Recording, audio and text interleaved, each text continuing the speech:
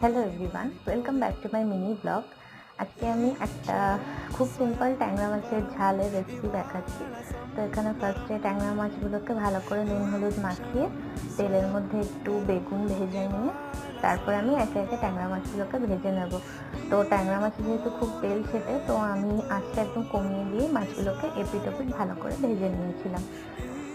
এবারে আমি তেলের মধ্যে ফোড়নে দিয়েছি কালো জিরে, কাঁচা লঙ্কা আর ভেজে রাখা বেগুনগুলো ভালো করে আবার একটু ভেজে নেব।